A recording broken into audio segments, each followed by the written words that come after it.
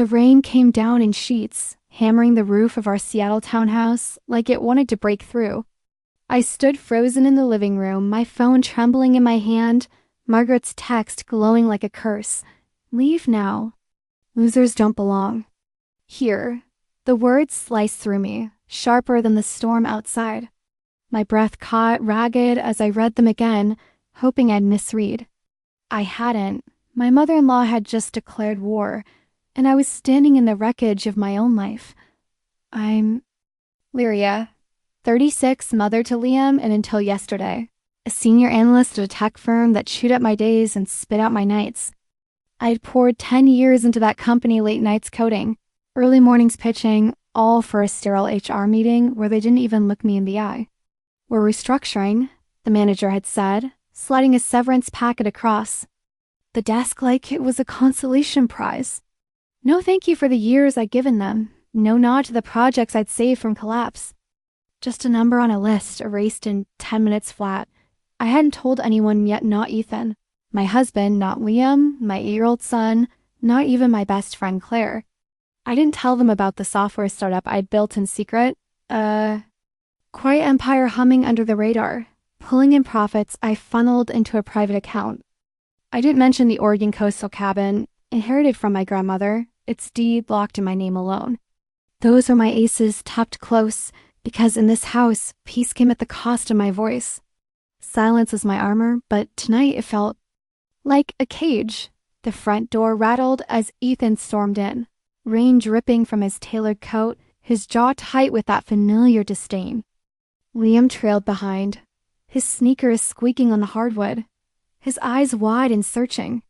"Mom," he said softly, clutching his backpack. I forced a smile, but before I could answer, Ethan's voice cut through the air like a blade. "Pack. Your shit, Lyria," he snapped. "You're done here." His words hit like a punch, stealing the air from my lungs. Liam gasped, his small hands tightening on the straps of his bag. "Dad, stop," he pleaded, but Ethan ignored him, striding to the hall closet and yanking out a suitcase. He threw it at my feet, the zipper half broken, clothes spilling out like a wound. "You're a burden," he said, his eyes cold, unyielding. "Dad, wait. Get out." I stood there, heart pounding, the room tilting. The suitcase tipped, and a bronze locket skittered across the floor my grandmother's, given to me the night before I marry Ethan. "This is your strength," she'd whispered, her hands warm around mine. "Never forget." I bent down, fingers closing around the cool metal, its weight anchoring me as Ethan's words echoed. I wanted to scream, to tell him that without me, his perfect life would have crumbled years ago, my late nights, my sacrifices, my silence. But the words stayed locked in my chest, heavy as stone, Liam's eyes filled with tears. "Mom, don't go," he whispered, stepping closer. I knelt, pulling him into a hug, his small frame trembling against me. "It's okay, buddy," I lied, my voice steady for him. Ethan opened the door, the storm's roar flooding in. "Out," he said, final, like I was a tenant he'd grown tired of. I grabbed the suitcase, its weight dragging my arm, and stepped into the rain. The door slammed behind me, the sound echoing in my bones, final and unforgiving. The porch was cold, the rain soaking through my sweater as I stood there, Liam's muffled sobs faint through the walls. I gripped the locket, whispering to myself, "They think I'm nothing, but I'm only beginning." Across the street, Mrs. Larson paused under her umbrella, her eyes flicking toward me, then away, like I was a scandal she didn't want to. "Touch." Mr. Hayes lingered by his mailbox, murmuring to his wife, their words carried by the wind.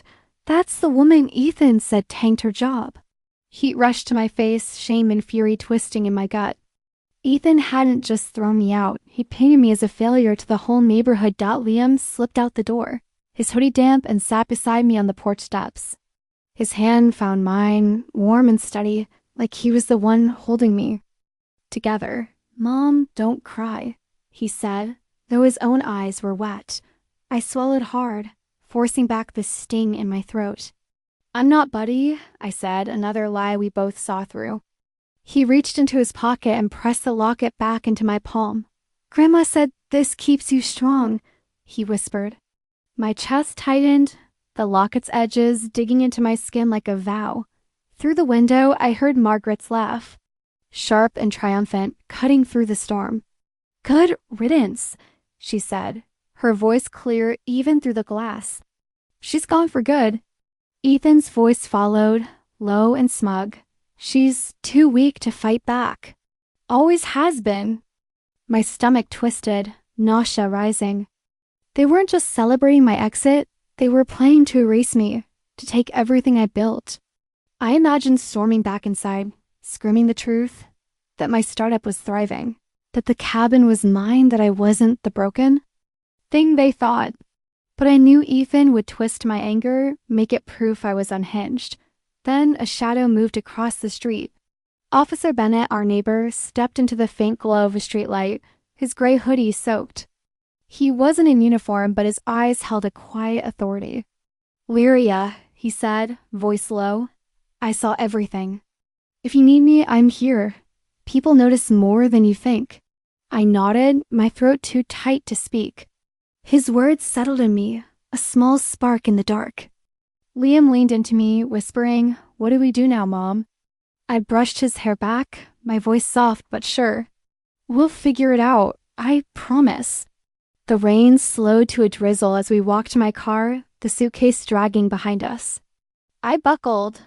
Liam in, his small face pale but trusting. As I slid into the driver's seat, my phone buzzed a notification from my startup server, flagged as critical. Someone had tried to access my private financials, the ones tied to the company I kept hidden. My pulse spiked. Was it Ethan? Margaret? I locked the doors, my hands shaking as I started the engine, the wipers smearing rain across the windshield. Whoever it was, they were closer to my secrets than I thought. We drove to a diner on the edge of town, the kind of place with neon signs and coffee that tasted like regret. Liam sat across from me, sketching in his notebook, the scratch of his pencil the only sound keeping me grounded. The waitress, her name a tag reading Doris, poured me a tea I couldn't taste.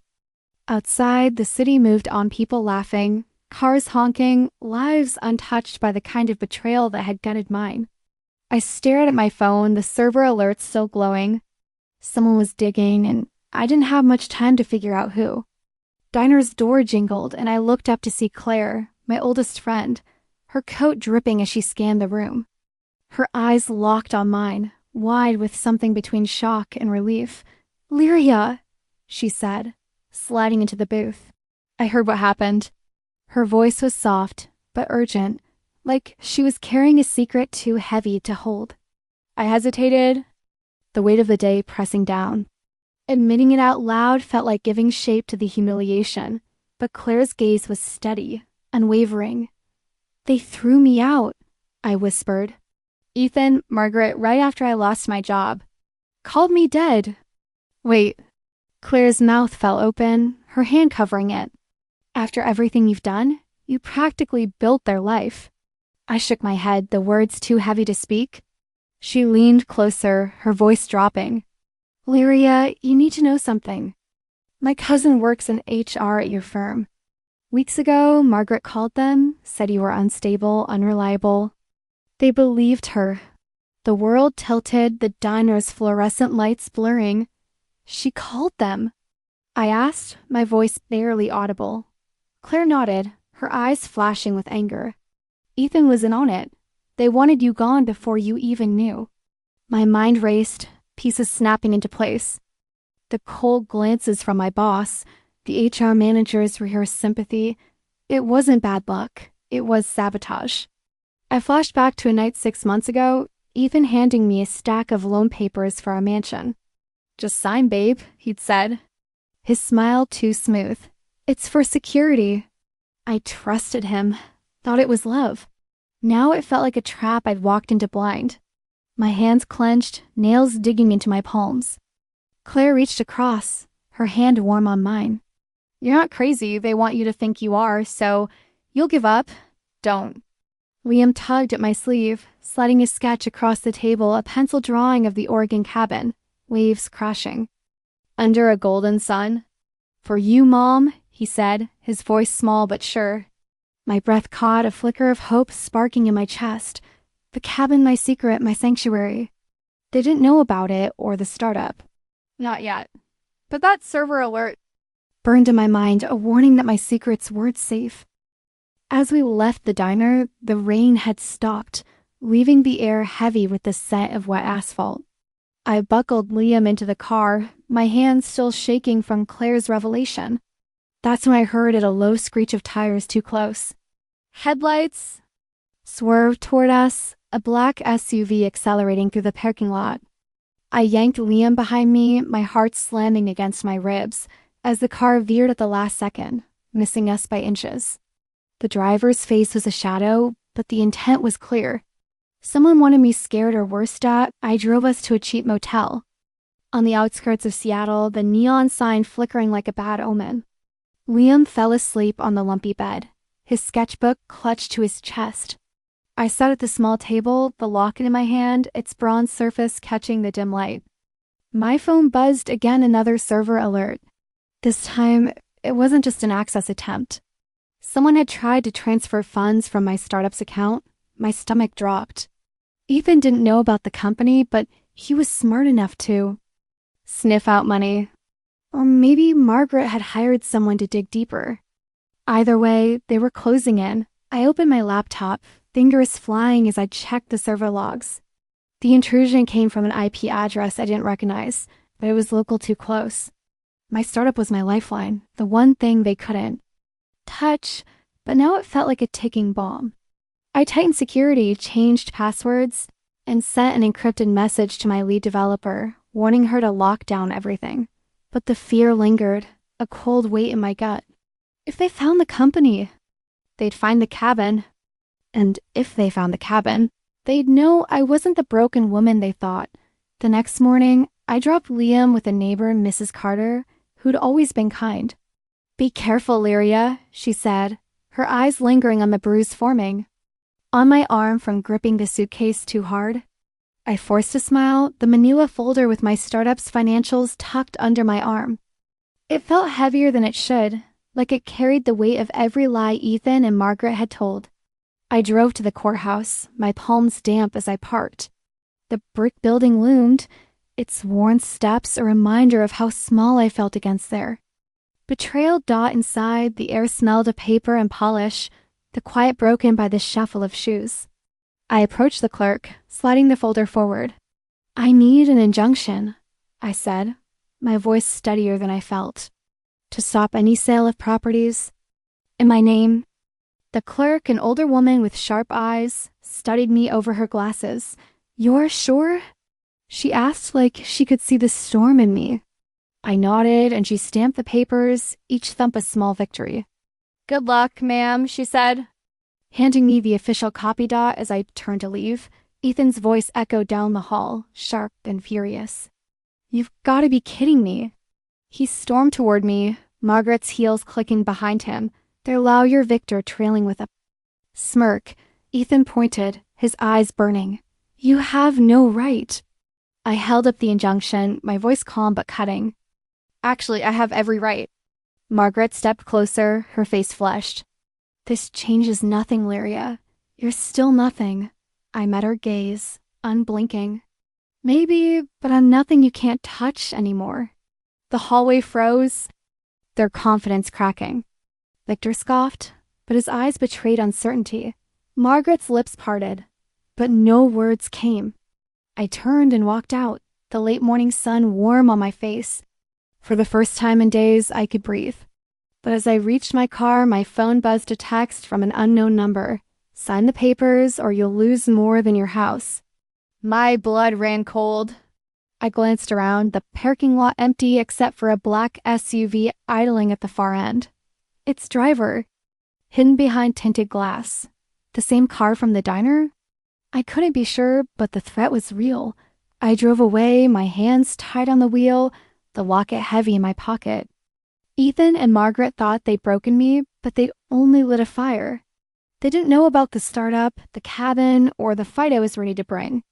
But someone was watching, and they were closer than I thought. As I merged onto the highway, a car swerved into my lane, forcing me to brake hard. The driver sped off, but the message was clear. They weren't done with me yet.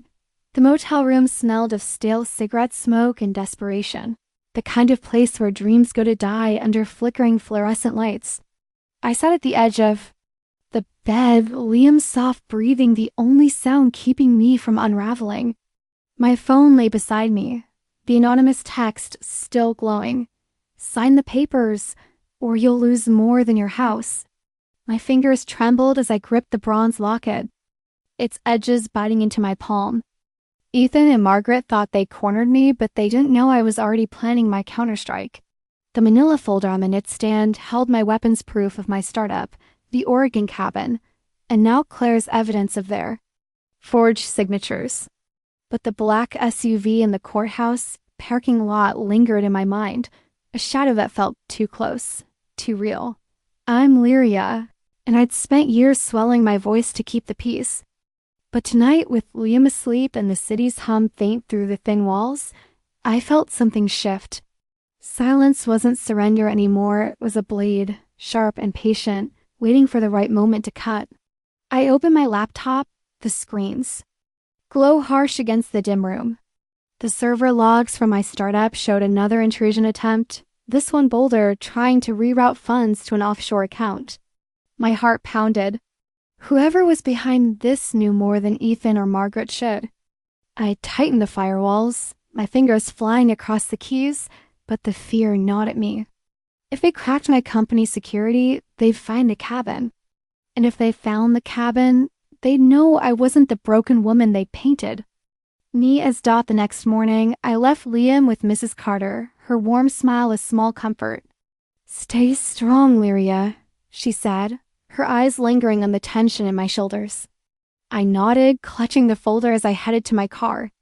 The air was crisp, Seattle's gray sky heavy with the promise of rain. As I unlocked the door, a sharp crack split the air, rock smashed through my rear windshield, glass scattering like confetti. I spun around, heart racing, but the street was empty, save for a flicker of movement behind a neighbor's hedge. My breath caught. Was it the SUV driver? I swept the glass aside, my hands shaking, and drove to Claire's office. The folder pressed against my chest like a shield. Claire's office was a sleek downtown loft, all glass and steel, a stark contrast to the chaos of my life. She met me at the door, her face pale. "Lyria, I got another email," she said, pulling me inside. "They're escalating." She handed me a printout, more forged documents, this time loan applications using my cabin as collateral. Ethan's name was all over them, alongside Margaret's, their signatures bold and smug. "They're trying to sell your cabin before." "You can stop them," Claire said, her voice tight. "And there's more." My cousin in HR overheard Margaret bragging about getting you declared unfit. They're after Liam. The room spun, my knees buckling. I gripped the edge of her desk, the locket heavy in my pocket. "They're not just erasing me," I whispered. "They're trying to take him." Claire's hand found mine, steadying me. "You're not alone, Lyria, but you need to move fast." I nodded, my mind racing. The injunction I filed was a start, but it wouldn't hold them forever. I needed to expose them, to turn their lives against them. But first, I had to protect Liam Dot. As I drove back to the motel, my phone rang the blocked number. I hesitated, then answered, my voice low. "Who is this?" A distorted voice crackled through. "Sign the papers, Lyria, or the next rock won't miss." The line went dead. My hands shook so hard I nearly swerved off the road. I pulled over, my breath ragged, scanning the rearview mirror for that black SUV. Nothing, but the threat hung. Heavy, a noose tightening around my life. I glanced at Liam's sketchbook on the passenger seat, his drawing of the cabin a reminder of what I was fighting for. I wouldn't let them win. That evening, Ethan texted, his words cold. "Be at Margaret's by 6. We need to talk." My stomach twisted, but I knew I had to face them. I dropped Liam with Mrs. Carter again, promising I'd be back soon. Her eyes softened. "Be careful, Lyria." They're not playing fair. I nodded, the folder tucked under my arm, my resolve hardening. Margaret's estate loomed on the edge of the city, a sprawling mansion of glass and stone, its chandeliers glowing like a stage set for their victory. I parked, my hands tight on the wheel, and stepped into the rain-soaked night. Inside, the air smelled of lavender and wealth, a suffocating contrast to the motel's decay. Margaret sat at a polished mahogany table, her posture regal, her smile sharp as a knife. Ethan lounged beside her, his eyes glinting with smug certainty. Victor, their lawyer, sat opposite, a leather binder open before him, his pen gleaming under the light. "Lyria," Margaret said, her voice dripping with false warmth, "we're worried about Liam. He needs stability. And you." "Well, you can't provide it." I set my purse down, taking the seat across from them, my pulse hammering. "Worried about what, exactly?" I asked, my voice steady despite the storm inside. Margaret folded her hands. "Liam needs a secure home, not a mother who's lost everything." Ethan leaned forward, his tone cold. "You're jobless, Lyria. No house, no future. Be reasonable. This is about Liam." The words hit like a slap, but I didn't flinch. "Liam is safe with me," I said, my voice low. "He always has been." Victor slid a stack of papers toward me, his smile thin. "This agreement ensures Liam's future. Ethan takes financial responsibility, and you step back." I scanned the pages, my stomach churning at phrases like transfer of rights and sole custody. It wasn't about stability, it was about erasing me from my son's life. I looked up, my eyes locking on Margaret's. "You're asking me to disappear," I said, my voice sharp, "to let you control everything." Ethan's jaw tightened. "Don't make this harder than it needs to be." Margaret's smile never wavered. "Think of Liam, dear. We can give him what you can't." The air grew thick, their words a calculated assault. Then soft footsteps broke the tension. Liam stood in the doorway, his sketchbook clutched to his chest, his eyes wide with worry. "Mom?" he said, his voice small. Margaret stood, ushering him out with a saccharine smile. "Not now, sweetheart. Grown-ups are talking." I gave him a nod, a silent promise as the door closed behind him. I stared at the papers, the pen gleaming beside them. My hand hovered, trembling not with fear but with fury. They thought I'd fold, that I'd sign away my life, but I wasn't that woman anymore. I pushed the papers back, my voice steady. "I'm not signing." Margaret's smile faltered, just for a second. Ethan leaned forward, his voice low. "You'll regret this, Lyria." I met his gaze, unblinking. "We'll see who regrets." "What?" As I drove back to the motel, the rain returned, heavier now, blurring the streetlights. Liam was quiet, his sketchbook open to the cabin drawing. I glanced at him, my heart aching. "We're okay, buddy," I said, though I wasn't sure I believed it. Back in the room, I tucked him into bed, his small frame curling under the thin blanket. My phone buzzed Claire. "Lyria, check your email, now." I opened my laptop, my breath catching as I read her message. Attached were scanned documents, loan applications with my forged signature, emails between Ethan and Margaret plotting to liquidate my assets. Victor was copied on every one. My hands shook, rage and betrayal twisting in my chest. They hadn't just wanted me gone. They planned to steal everything. I drew a thick line through the custody papers' signature box, the scratch of the pen loud in the quiet room. Silence had been their weapon, but now it was mine. I wouldn't let them take Liam or my future. But as I closed the laptop, a loud thud shook the motel door. I froze, my heart in my throat. Another thud, harder, like someone testing the lock. I grabbed my phone, dialing Officer Bennett, but the line crackled, then died. The room's single window rattled, and I saw a shadow move outside. A figure, tall and indistinct, vanishing into the rain. My pulse raced. They were coming for me, and they weren't stopping. The next day, I stood in the community center, Liam's hand in mine, the folder heavy in my bag. The room buzzed with neighbors, their whispers sharp as they watched me. Margaret sat in the front row, her smile cold, Ethan beside her, his arm draped casually, like he owned the room. The meeting began with mundane talk, streetlights, parking permits, but I barely heard it. My heart pounded, the folder's weight a reminder of what was at stake. When the floor opened, Ethan stood, his voice smooth as silk. "Lyria's had a rough time," he said, gesturing toward me with fake sympathy. "It's been hard on Liam, too. I hope we can support her as she moves on." The words were a trap, painting me as broken, unstable. Liam stiffened beside me, his hand tightening in mine. I stood, my legs trembling but my voice clear. "If we're talking honesty, let's be honest." I pulled out the forged loan applications, holding them high. "These are Ethan and Margaret's attempts to sell my cabin, using my name without consent." I tapped the notarized proof, the stamp glinting under the lights. "Here's the evidence." Gasps rippled through the room. Neighbors whispered, heads turning. Ethan lurched forward, face red. "Those mean nothing, you're delusional." Before I could respond, Judge Callahan stood, his voice cutting through the chaos. "They mean everything. I've reviewed them. They're legitimate." Margaret's face drained of color, her eyes flashing with panic. Victor looked away, his smirk gone. Liam clapped softly, his small sound echoing in the silence. For the first time, the neighbor's judgment turned toward Ethan and Margaret Daw as I gathered my papers. Margaret grabbed my arm in the parking lot, her voice a venomous hiss. "You've declared war, Lyria." I pulled free, my heart racing but my resolve unshaken. "You started it," I said, walking away. But as I reached my car, my phone buzzed a message from Judge Callahan.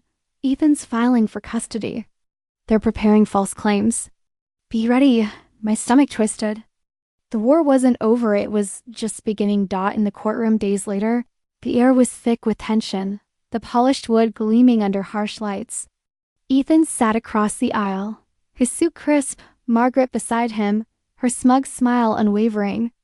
Their lawyer stood, his voice slick. "Mrs. Lyria is unstable, jobless, unfit for custody."